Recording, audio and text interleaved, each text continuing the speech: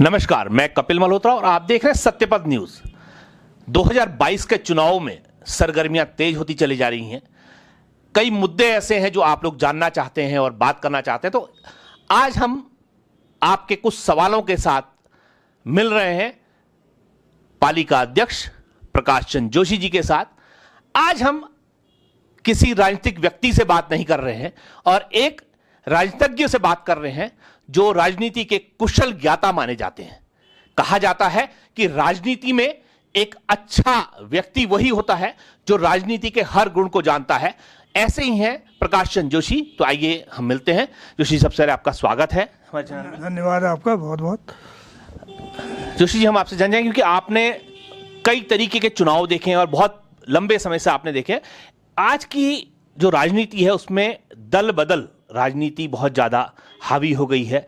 आपको क्या लगता है कि इससे राजनीति को कितना नुकसान हो रहा है और समाज को कितना नुकसान हो रहा है? देखिए, जहाँ तक राजनीति का सवाल है, मैं लगभग पिछले 50 वर्ष से अधिक राजनीति को मुझे देखने का मौका मिला है।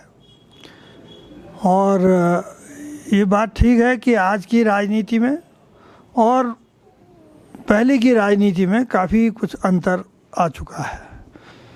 पहले मूल्य आधारित राजनीति हुआ करती थी, सिद्धांत आधारित राजनीति हुआ करती थी और लोग अपने सिद्धांतों के लिए मर मिटने को तैयार रहते थे और सिद्धांत की राजनीति होती थी।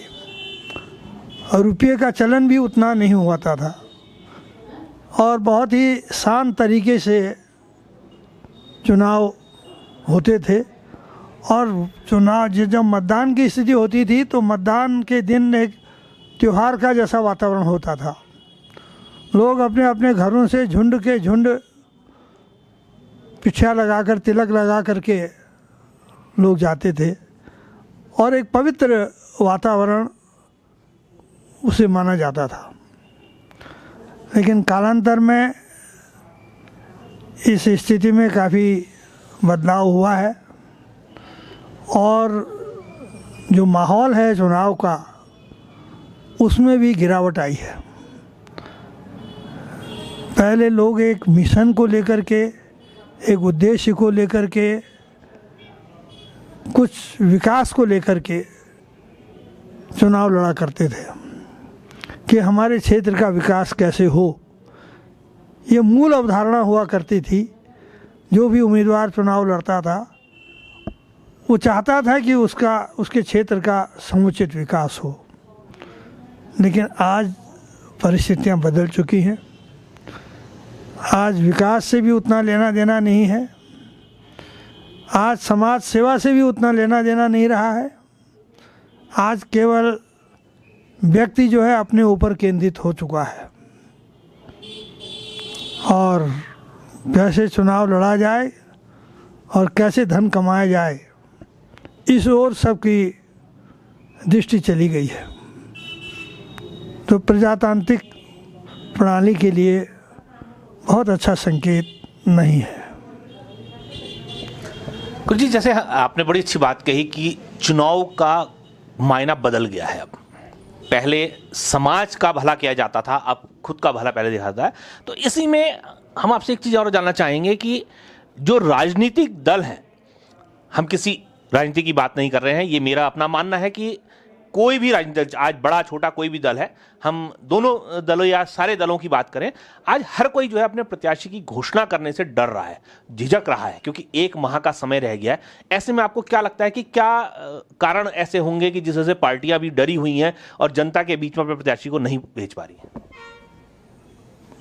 देखिए, आज जैसा मैंने कहा, आज परिभाषाएं बदल चुकी हैं और उसका कहीं ना कहीं असर जो है वो पड़ रहा है प्रत्याशियों के चयन में और उनकी घोषणा में। और ये सभी दलों में लगभग एक जैसी स्थिति है।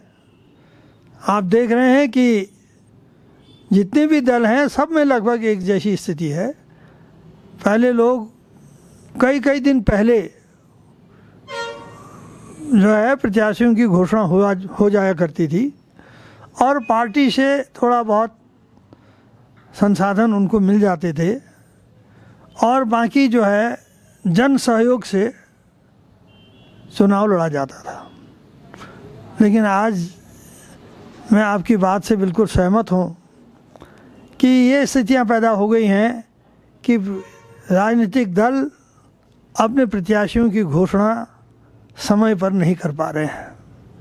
समय पर प्रत्याशी की घोषणा हो तो उससे एक स्थिति साफ हो जाती है कि चुनाव का माहौल किधर को जा रहा है, क्योंकि प्रत्याशी का भी अपना बहुत बड़ा महत्व होता है। मेरा अपना अनुभव है कि प्रत्याशी अगर साफ सुथरा हो, प्रत्याशी के प्रति अगर जनता की अच्छी भावनाएं रही हों और उसका पुराना कार्यकाल, पुराना आचरण, चाल चरित्र, उसका काम अगर सही हो तो उससे भी जनता की जो जनता का रुझान है वो स्पष्ट हो जाता है और प्रत्याशी को भी मदद मिलती है, समय उसके पास मिल जाता है। वो भी कोशिश करता है कि मैं लोगों तक जो है अधिक से अधिक संपर्क कर सकूं, उनके दरवाजे पर जा सकूं, उनसे संपर्क बना सकूं। अब समय कम मिलेगा तो कोई भी प्रत्याशी कहाँ जा पाएगा। और पहाड़ की तो बात ही अलग है। पहाड़ में तो बहुत अधिक समय लग जाता है प्रत्याशी के आने जाने में, उतरने में, चढ़ने में, क्योंकि पहाड़ों में चढ़ना बड़ा कठिन होता है और उस पर भी घर घर जाकर के संपर्क कर पाना और अधिक कठिन होता है। तो ये वास्तव में दिक्कतें हैं और राजनीतिक दलों को भी सोचना चाहिए कि स्वस्थ वातावरण बनाएं और एक अच्छी छवि के प्रत्याशी का वो चयन करें ताकि जनता में अच्छा संदेश जा सके। ये तो बात हुई एक राजनीतिज्ञ से, क्योंकि हम बताना चाहेंगे कि आप राजनीतिज्ञ के होने के साथ साथ गुरुजन भी रहे हैं और अब हमारा जो सवाल है वो एक गुरु से है, क्योंकि निर्वाचन आयोग भी कहता है और हर कोई कहता है कि अधिक से अधिक मतदान करा, मतदान अधिक होगा तो देश का भविष्य अच्छा होगा। तो हम चाहेंगे कि जो नई पीढ़ी है, जो कई नए बच्चे ऐसे हैं जो पहली बार मतदान करेंगे, वो करेंगे, उनके लिए क्या संदेश आप देना चाहते हैं और ये चुनाव जो होता है, निर्वाचन जो अपना मत जो होता है उसका क्या अधिकार होता है, कैसे उन लोगों को आप मोटिवेट करते हैं एक संदेश उनके लिए? देखिए, चुनाव में मतदान की प्रक्रिया है और मतदान देने का अधिकार हमारे संविधान ने हमको दिया है। जब कोई भी बालक या बालिका 18 साल से ऊपर की आयु के हो जाते हैं तो उनको मतदान का अधिकार मिल जाता है। मतदान का अधिकार इसलिए होता है कि वह अपने प्रत्याशी का कैसे प्रत्याशी को भेजना चाहते हैं, विधानसभा में या लोकसभा में कैसे प्रत्याशी को वो भेजना चाहते हैं, ये उनको अधिकार मिलता है। तो ये एक बहुत बड़ा अधिकार है, जनता के पास यही सबसे बड़ा अधिकार है कि वे एक अच्छे प्रत्याशी के पक्ष में मतदान करें। तो ये बहुत बड़ी बात है, ये लोकतंत्र का दिया हुआ अधिकार है, प्रजातंत्र का अधिकार है और इसका अधिक से अधिक उपयोग किया जाना चाहिए। और मैं तो यह भी कहना चाहता हूँ कि मतदान का अधिकार तो अनिवार्य कर दिया जाना चाहिए, चाहे वो किसी के भी पक्ष में हो, चाहे वो नोटा ही दबाएं, लेकिन मतदान का अधिकार अनिवार्य हो जाना चाहिए। केवल कुछ विपरीत परिस्थितियों को छोड़ करके कुछ अक्षम या जो लोग मतदान नहीं कर सकते हैं, जैसे कि अब उनके लिए भी व्यवस्था हो रही है, तो एक प्रकार से मेरा ये कहना है कि मतदान हर संभव स्थिति में करना चाहिए और सबको करना चाहिए, अधिक से अधिक करना चाहिए।